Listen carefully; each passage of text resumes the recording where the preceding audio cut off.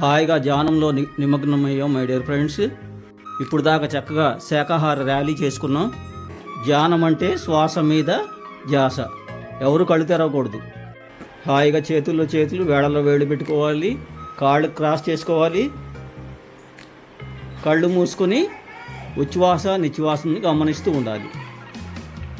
ధ్యానం అంటే శ్వాస మీద ధ్యాస. పత్రిసారు మనకు తెలియజేసినటువంటి శ్వాస మీద ధ్యాస ధ్యానం. ఎలాంటి మంత్రాలు చదవకూడదు, నోట్లో ఎలాంటి దేవతా రూపాల్ని ఊహించకూడదు. స్వాభావికమైన శ్వాసను గమనిస్తూ ఉండాలి. ఎక్కుతుంటే మేకలు తిన్న మానవులు మంచాలు ఎక్కుతున్నారు. ఆకులు తిన్న మేకలు కొండలు ఎక్కుతుంటే మేకలు తిన్న మానవులు మంచాలు ఎక్కుతున్నారు. దేవుని సృష్టిలో అన్ని జీవులు సమానమే. దేవుని సృష్టిలో అన్ని జీవులు సమానమే. అహింస ధర్మం వర్తిల్లాలి. అహింస ధర్మం వర్తిల్లాలి. ధ్యానం అంటే శ్వాస మీద ధ్యాస చెయ్యాలి. చెయ్యాలి ధ్యానం చెయ్యాలి. చెయ్యాలి చెయ్యాలి ధ్యానం చెయ్యాలి.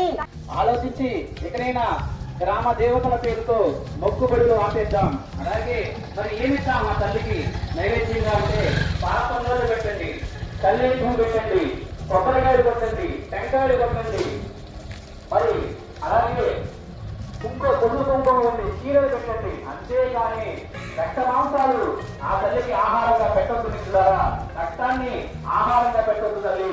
ఇక్కడైనా మేల్కొని మనందరం కూడా చక్కటి శాకాహారులుగా జీవిద్దాం. గోడవల్లి దగ్గర ఉన్నటువంటి చిన్న గ్రామం అండి. ఇక్కడ జక్కల నెక్కలం.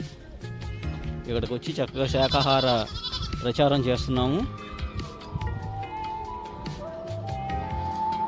ఆహారం కోసమంటూ, వ్యాపారాల కోసమంటూ, విందు వినోదాల కోసమంటూ నోరు లేని మూగజీవుల్ని చంపడం, వాటి శరీర భాగాల మీద వ్యాపారాలు చేయడం మహాపాపం. మిత్రులారా, ఈ సత్యాన్ని గుర్తిరగండి.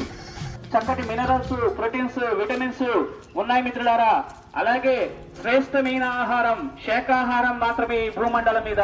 అలాగే ఎటువంటి పాపకర్మ లేని ఆహారం శాకాహారం మాత్రమే మిత్రులారా.